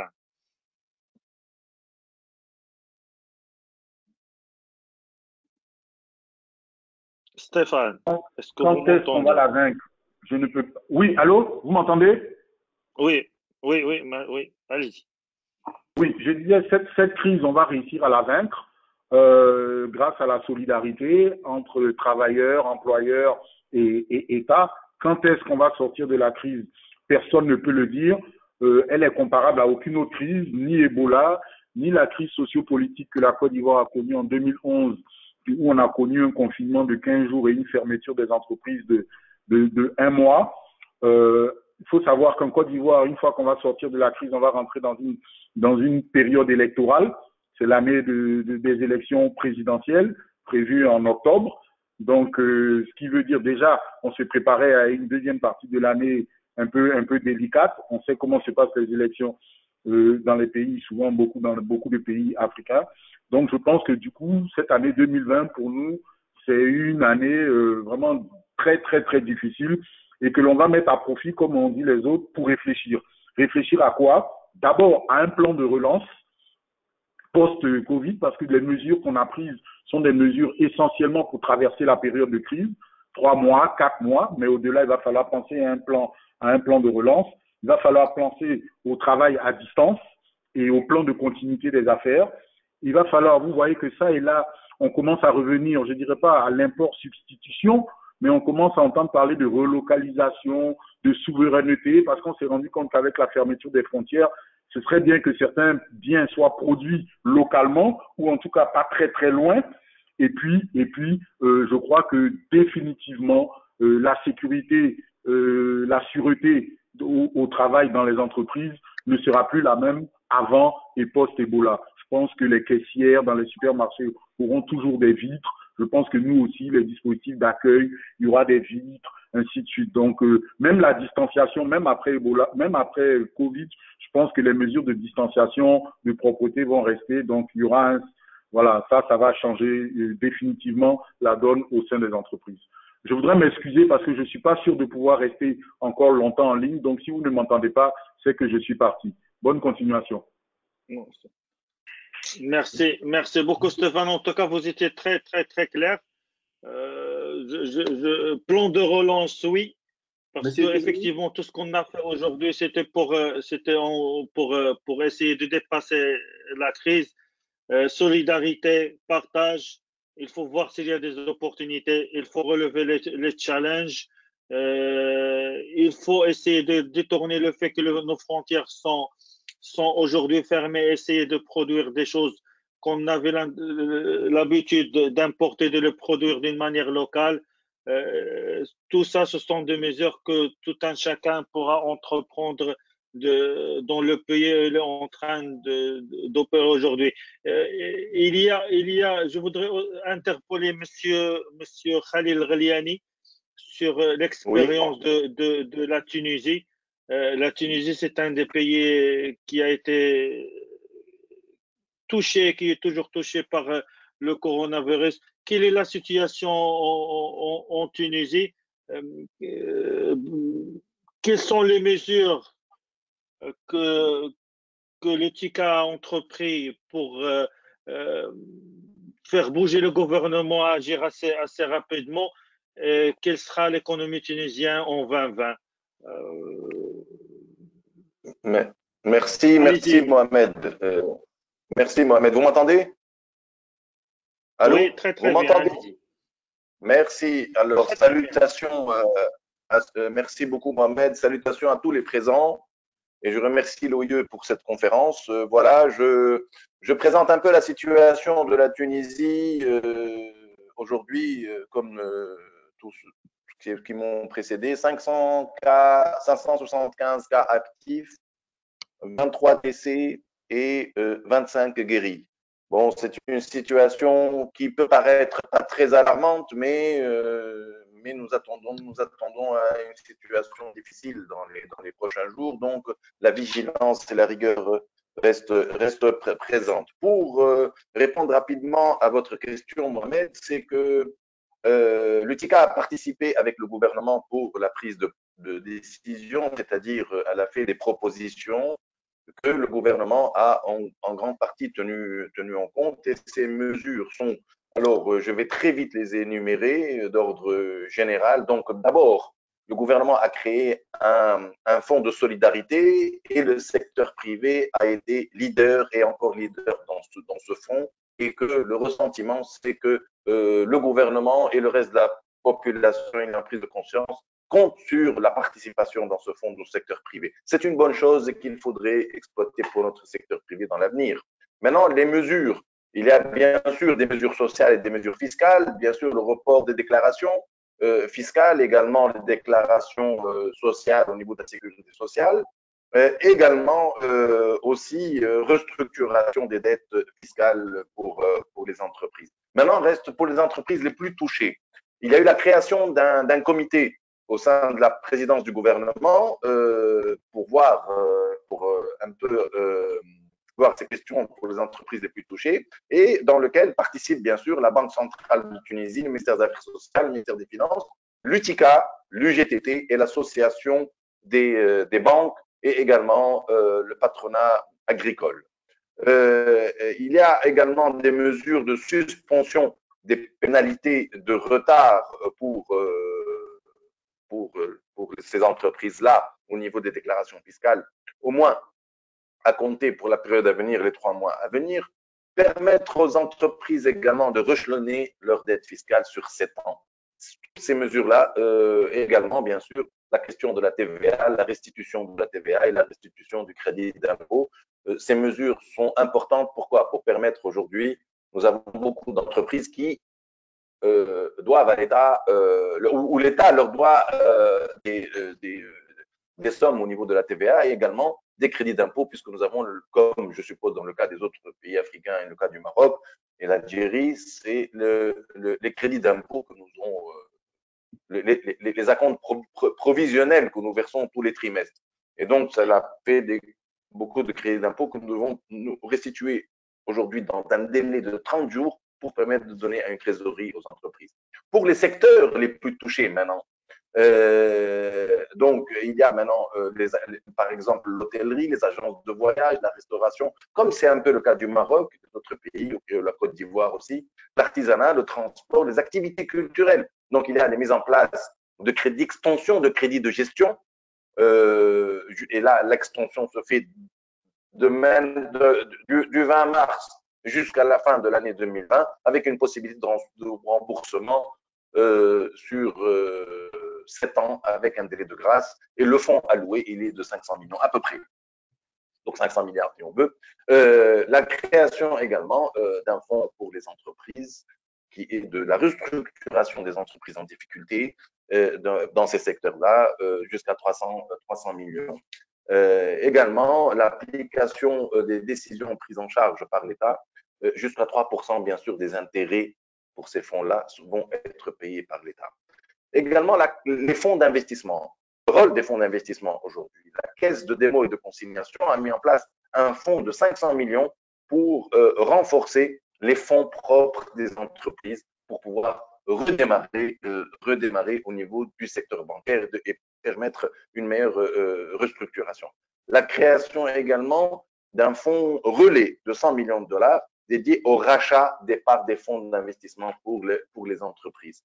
Donc, le secteur également de la santé, c'est un secteur qui a été touché par ces mesures qui sont la création de fonds spéciaux destinés au rachat des équipements pour les établissements publics et même privés, des équipements dont on a besoin, et également exonération de la TVA pour les circuits de les entreprises de distribution de médicaments.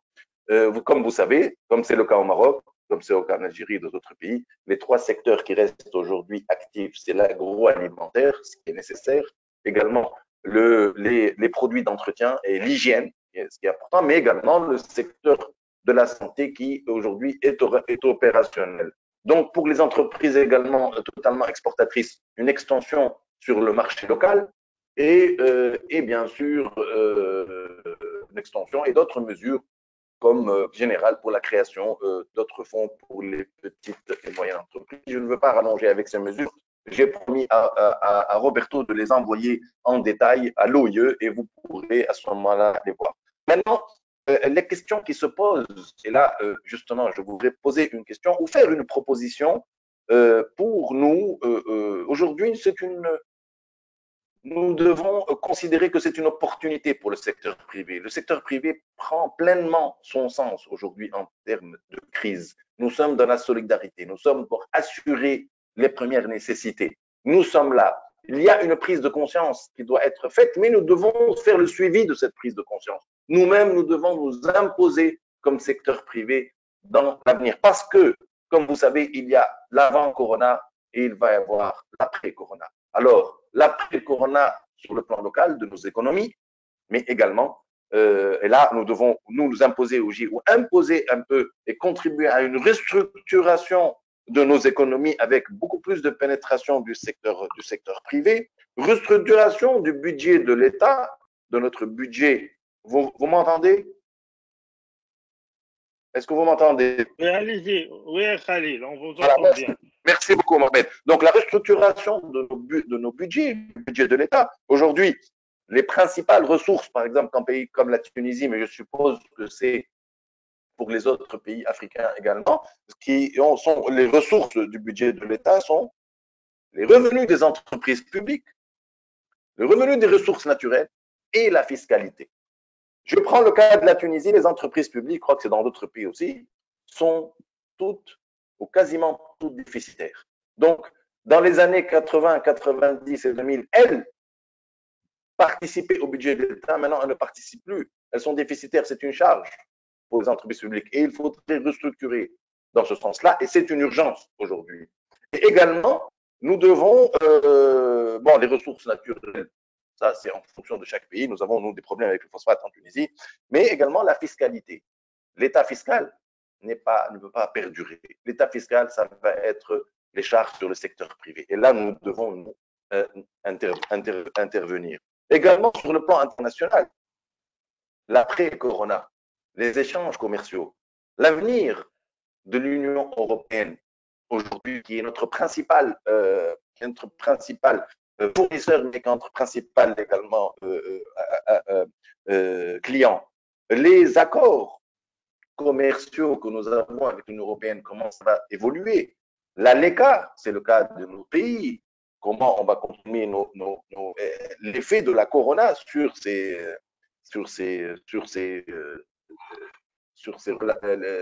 accords-là et sur les négociations. Justement, aujourd'hui, nous devons revoir tout ça. Et là, j'appelle l'OIE à lancer une réflexion dans laquelle nous participons tous sur le plan international, mais également sur le plan régional, qui est celui de l'Afrique.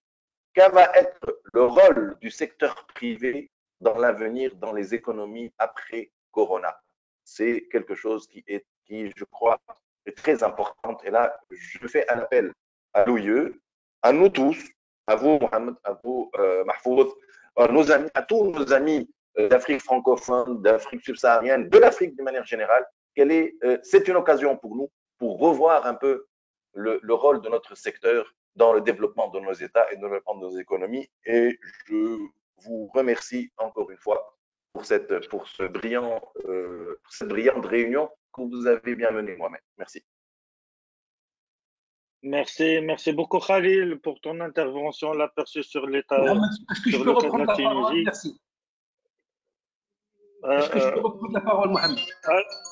Allez-y, merci rapidement, allez-y. Je m'excuse, c'était juste pour un petit peu pour lancer un message à la présidente de Business Africa, Madame Saïda Narza, qui est aujourd'hui à Blida, dans une wilaya qui est totalement confinée.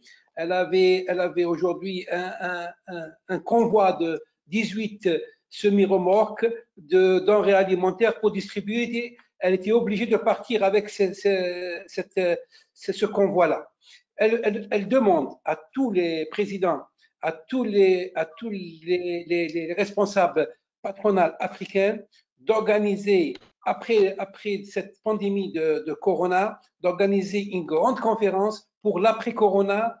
Elle vous invite en Algérie, elle l'organise en Algérie. Voilà, c'est cette information que je voulais vous la donner. Merci. D'accord. Très bien, c'est une très bonne idée. Merci. Et on y adhère déjà en Tunisie. Monsieur Touzani, est-ce que vous pouvez faire un commentaire, s'il vous plaît?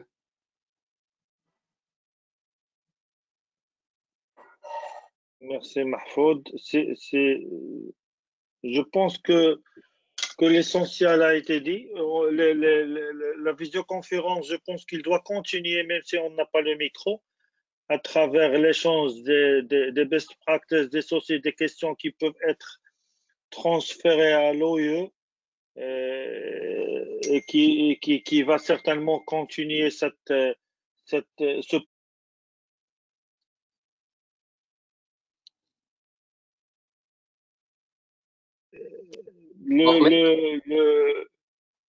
Oui. On ne t'attendait pas, maintenant on t'entend à nouveau. D'accord. Donc, je disais que ce point de communication doit continuer, même si on n'a pas le micro. C'est une première visioconférence. J'espère que d'autres suivront. Le secteur privé, il est là pour relever les défis, que ce soit au moment de la crise, que ce soit là de l'après-crise. Et je pense que si le moment de la crise, il y a beaucoup de challenges. L'après-crise est aussi un moment où le secteur privé doit jouer son rôle. Il doit faire la différence, soit en tirant profit de cette situation. Je remercie les panélistes qui ont pris de leur temps pour partager avec nous leurs soucis, leur situation et leur plan d'action. Le moment aujourd'hui à la solidarité, au partage, à la réactivité, à l'adaptation sont tous des mots d'ordre. Roberto, vous avez pu suivre avec nous cette discussion. Est-ce que vous êtes toujours là? Seulement pour vous dire deux choses.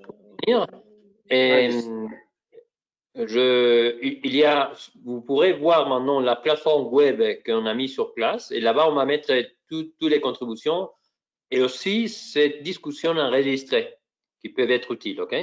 Et après, bon, comme j'ai déjà dit, on a des éléments communs et quelques-uns on va le traduire en français. Deuxièmement, je pense, mais c'est une suggestion.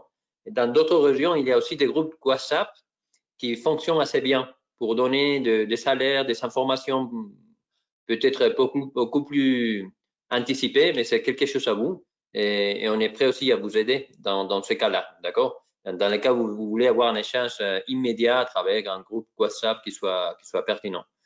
Et bien sûr, vous remercie aussi pour votre engagement avec nous. Et on est prêt aussi pour vous aider dans l'immédiat, parce qu'il faut agir de manière urgente, immédiate et avec efficacité. C'est tout ce que je voulais dire. Merci beaucoup, Roberto. Je pense que je vais me répéter encore une fois, la visioconférence n'est qu'un outil. On pourra créer aussi un groupe WhatsApp pour l'Afrique francophone. On pourra échanger, nos best practices et la situation en temps réel, parce qu'il faut être rapide, il faut être actif. J'ai avec moi Amadou qui veut rajouter quelque chose. On vous écoute, Amadou. Je pense que le point a été évoqué, je l'avais même dit au début. C'est excellent, je salue vraiment cette initiative, mais je crois vraiment que c'est une critique constructive. Hein. Je pense qu'elle aurait pu être faite bien en amont, dès le début de cette crise, spécifiquement sur la région Afrique. Et je suis persuadé que cela aurait donné beaucoup plus de force à travers la coordination à nos différentes requêtes individuelles par pays. C'était juste une suggestion. Et voilà, comme Roberto l'a dit, il y a une plateforme qui permettra de faire des suivis, mais j'insiste, ça serait bien qu'entre nous, nous fassions des groupes WhatsApp, par exemple, pour coordonner nos actions. Tout ça à serait fait. bien que ce soit régulier, Donc, non ponctuel. oui, oui, tout à fait. Je vais peut-être voir si Anita peut nous aider à créer ce groupe WhatsApp. Je pense qu'il a les coordonnées de tout le monde et qu'il y a, d'après les connexions que je vois, il y a 31 personnes qui peuvent se joindre à nous et ça va créer une richesse dans les discussions WhatsApp et apporter des solutions, des réponses à des questions d'une manière instantanée. Anita, qu'est-ce que tu en penses? Oui, c'était une super bonne idée. Il n'y a aucune raison pour laquelle on ne peut pas faire de conversation additionnelle et partager des recommandations additionnelles. Je peux le faire tout de suite après cette réunion et je vous contacte tout le monde qui était connecté. Et je vous encourage aussi, comme Robert a déjà dit, de partager la situation de votre pays. Comme ça, on peut l'ajouter sur notre plateforme pour l'Afrique. Et comme ça, tous les membres peuvent voir quelles démarches sont en train de passer dans tous les pays et voir des recommandations pour essayer de gérer ces situations assez fluides. Et c'est bon, les commentaires de M. Stéphane Aka, que c'est important de penser qu'on peut réussir à les vendre si nous faisons de démarches très rapides. Et c'est important aussi de penser à le rôle du secteur privé et l'avenir après le corona. Mais en question de cette plateforme, cette unité entre l'Afrique francophone, il n'y a aucun souci, je vous contacterai dans les prochains jours et on peut créer une plateforme de conversation que je pense que va nous aider. Tout à fait. Anita, serait-il possible d'avoir des représentants de la FOPAO également, si c'est faisable? Oui, bien sûr, définitivement. Malheureusement, M. Diallo de la FOPAO n'était pas disponible aujourd'hui, mais il est au courant de notre conversation et bien sûr va être une partie de la conversation à venir. Thank you. D'accord. Merci beaucoup. Anita, merci beaucoup. est-ce qu'on peut élargir ça à toute l'Afrique avec une traduction simultanée? Oui, bon, normalement, nous avons pensé à faire une réunion ensemble avec toute l'Afrique. Malheureusement, pour cette réunion-là, on a vu qu'il y a trop de soucis à niveau des traductions, mais c'est quelque chose qu'on peut envisager parce que clairement, il y a de points communs et c'est pas juste que pour des questions des langues, on peut pas se communiquer. Demain, on va faire la même chose qu'on a fait ici à niveau des conversations avec l'Afrique anglophone. Tout le monde qui pense que peut se rejoindre est complètement bienvenu. On a envoyé toutes les informations, mais c'est vrai que c'était prévu de faire quelque chose ensemble peut-être dans une date dans le futur. C'est une très bonne idée. Ça marche. Écoutez, bon, on parlera en discutant parce que je pense que l'élément langue est important pour vous, hein, de manière que vous communiquez d'une manière fluide. Alors, le défi que nous avons avec l'Afrique, c'est plusieurs langues, mais surtout avoir dans un groupe de WhatsApp les deux langues, c'est un peu défiant. On verra ce qu'on peut faire, mais au moins, je pense que dans la francophonie, ça ferait tous les sens du monde. Mais on vous aidera.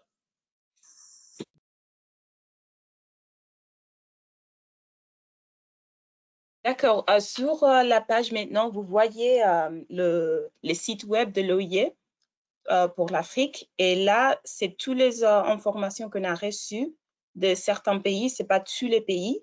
Il nous manque beaucoup de choses de l'Afrique francophone. Nous avons les Bénin, la Côte d'Ivoire, la Guinée-Conakry, bien sûr le Togo. Et je pense que les Bénin aussi nous ont envoyé quelque chose. Oui. Mais s'il vous plaît, je sais que M. Gagny a envoyé quelque chose et on va ajouter toutes les informations. Vous pouvez voir qu'est-ce qu'il y a à niveau des recommandations et de mesures qui sont en place dans les différents pays. Voilà, merci. Donc, on arrive à la fin de cette première visioconférence dans ces circonstances exceptionnelles de coronavirus. Merci Roberto, merci Mahfoud, merci Amadou, merci Samba, merci Tolo, merci Aka, merci cher Khalil, merci à vous tous qui étaient à l'écoute durant tout ce temps. Merci beaucoup Anita pour l'organisation. Merci pour le groupe WhatsApp que tu vas créer. J'espère avoir de vos nouvelles tous et qu'on sort plus fort de cette pandémie. Merci beaucoup. Merci beaucoup. Merci beaucoup à toi. Merci. Merci à tout le monde. À très bientôt tout le monde. À très bientôt. Prenez soin de vous, de votre économie, de vos travailleurs. Ok, merci. Bye. Bon, merci à tous et à la prochaine et merci à toute l'équipe de l'OIE. Merci à tous. À la prochaine. À la prochaine. Merci. Au revoir, à bientôt.